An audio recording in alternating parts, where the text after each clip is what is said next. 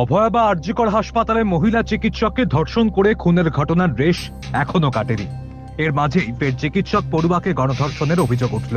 এবার দুর্গাপুরের একটি বেসরকারি মেডিকেল কলেজে দ্বিতীয় বর্ষের ডাক্তারি পড়ুয়া ছাত্রীকে গণধর্ষণ করার অভিযোগ উঠেছে। নির্যাতিতা ডাক্তারি পড়ুয়া ওড়িশার জলেশ্বরের বাসিন্দা।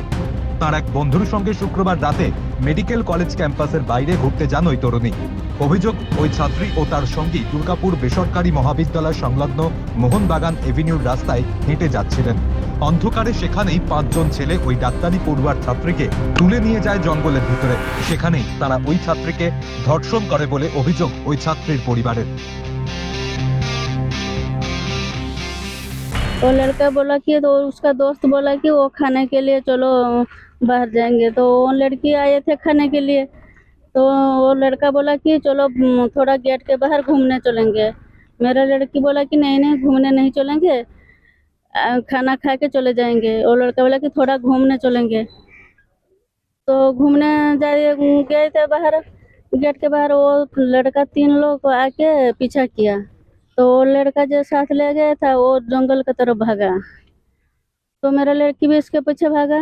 वो लड़का गायब हो गया, कहाँ छुप गया। मेरा लड़की को वो अकेला देख के वो 3 लोग ले गए और 2 लोग आ गए, जंगल में ले गए। जंगल में ले गए। और एक लोग उसके साथ गंदा काम किया और उसका मोबाइल छीन गया। बोला कि सुबह 3000 रुपया देगा तो मोबाइल दूंगा, नहीं तो नहीं दूंगा। और चिल्लाएंगे तो मार दूंगा जान से।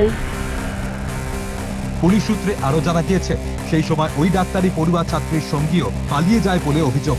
পরে ওই সঙ্গী আবার ওই এলাকায় এসে অসুস্থ দ্বিতীয় বর্ষের ডাক্তারি ছাত্রীকে উদ্ধার করে নিয়ে গিয়ে বেসরকারি হাসপাতালে ভর্তি করেন। নির্যাতিতা ছাত্রীর পরিবারের দাবি 5 জন তাকে ধর্ষণ করেছে।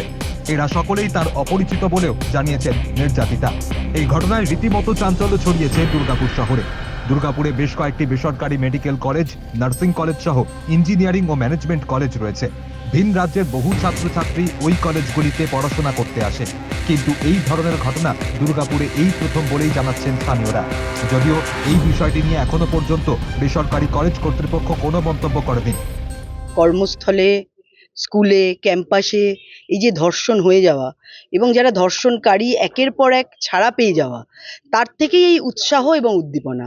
এবং তার থেকেই একের পর আমরা দেখতে পাচ্ছি যে ডাক্তার পড়ুয়ারা তারা পর্যন্ত এই ধর্ষণের শিকার হচ্ছে, বারবার মৃত্যুমুখে যাচ্ছে। আমরা অভয়ার থেকে সেই উদাহরণ পেয়ে থাকি। তো স্বভাবতই পশ্চিমবঙ্গে আইনের শাসন নেই এবং যারা ধর্ষণকারী তাদের বারবার যেহেতু আড়াল করা হয়, তো সেখান থেকেই উৎসাহ আসছে।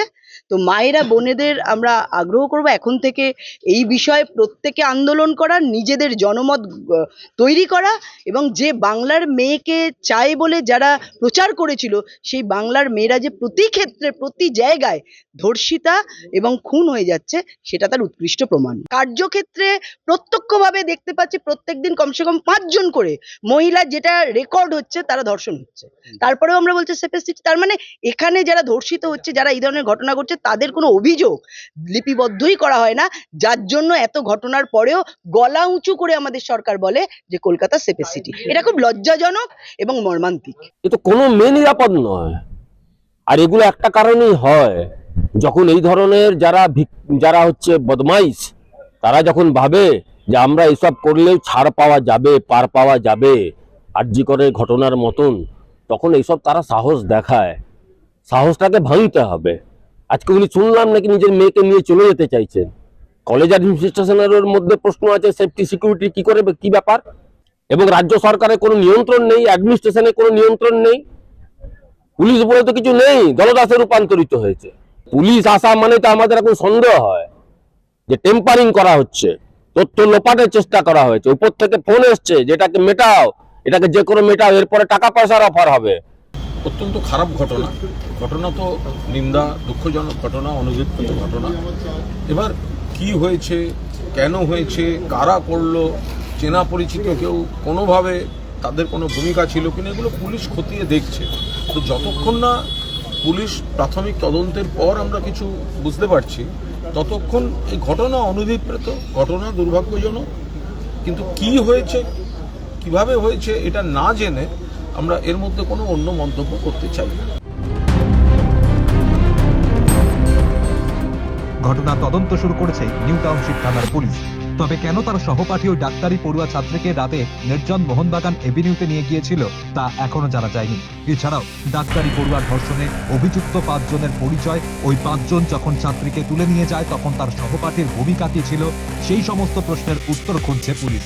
নির্যাতিতা ডাক্তারি পড়ুয়া ছাত্রীর পরিবারের পক্ষ থেকে থানায় লিখিত অভিযোগ দায়ের করার কথা জানিয়েছেন।